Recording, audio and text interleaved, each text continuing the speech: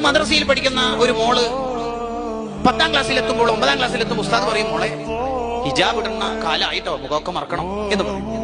ഈ കുട്ടി അങ്ങനെ ധരിക്കണം, ശരീരം മറക്കണം. ഫാത്തിമ റളിയല്ലാഹു അൻഹ, രാത്രിയാണ് എന്നെ കബറടക്കേണ്ടത്, കാരണം രാത്രി കബറടക്കിയാൽ എന്നെ പൊതിന്റെ കഫം കൂടെ പോലും ആരും കാണൂലല്ലോ എന്ന ചരിത്രമൊക്കെ ഉസ്താദിന്റെ അടുത്ത് കേട്ടപ്പോ അങ്ങനെയായിരുന്നോ ഫാത്തിമ ബീവിയുടെ സൂക്ഷ്മത? പറയാനുണ്ടോ? മറയില്ലാത്ത മയ്യത്ത് കട്ടിലാണല്ലോ നമ്മളെ നാട്ടിലെ കൾച്ചർ. അതുകൊണ്ട് അബിസീനിയ മോഡലിലുള്ള മറയുള്ള മയ്യത്ത് കട്ടിലാണ് എനിക്ക് വേണ്ടത് എന്ന് പറഞ്ഞ് മറയുള്ള മയ്യത്ത് കട്ടില് വേണമെന്ന് നിർബന്ധം പിടിച്ച ആളാണ് ഫാത്തിമ ബീവി. കാരണം എന്നെ പൊതിന്നെ കഫം പുട ഒരാളും കാണണ്ട, ശരീരല്ല കഫം പുട. അപ്പോൾ ഈ ഫാത്തിമ മോൾക്ക് തോന്നി, നമ്മളൊക്കെ ഇങ്ങനെ വെറുതെ ഫാത്തിമ ഷെറിന്നും ഫാത്തിമ ഹിബ എന്ന് പേരിട്ടാ മതിയോ?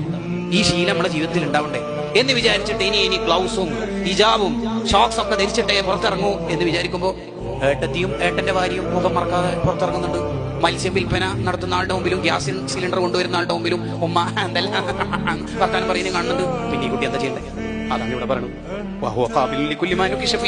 വീട്ടിൽ ഫ്രെയിം ചെയ്ത് കൊടുക്കണതാണ് കുട്ടി സ്വീകരിക്കുക. കുട്ടി അതല്ലേ സ്വീകരിക്കുക? മദ്രസയിൽ നിന്ന് പഠിക്കുന്ന അക്ഷരങ്ങളാണോ അവരുടെ ജീവിതത്തിൽ ഉണ്ടാവുക? കലാലയത്തിലെ തിയറിയാണോ ജീവിതത്തിൽ ഉണ്ടാവുക? അല്ല. വീട്ടിൽ അനുകരിക്കാൻ പറ്റുന്ന ആരെല്ലാം ഉണ്ടോ അവരുടെ ജീവിതം എന്താണോ അതാണ് ഉണ്ടാവുക. സഖാഫിന്റെ ഭാര്യക്ക് പറഞ്ഞ നിയമമൊന്നുമല്ല ഹിജാബ്. ആദ്യമൊക്കെ പഠിക്കുന്ന മോളെ കൂട്ടിയിട്ട് ഉമ്മ എവിടെങ്കിലും സഞ്ചരിക്കുകയാണെങ്കിൽ ഉമ്മക്ക് ഹിജാബ് ഇല്ല, കയ്യോറില്ല. മോക്ക് ഹിജാബ് ഉണ്ട്, കയ്യോറുണ്ട്. ഇതേത് നിയമം? ഇതേതോ നിയമം? ഇതേതാ നിയമം? അങ്ങനെ ഉണ്ടോ? 2 നിയമം? പുതിയ നിയമം പഴയ നിയമമാണോ? അതാണ് ഈ പറയണത്.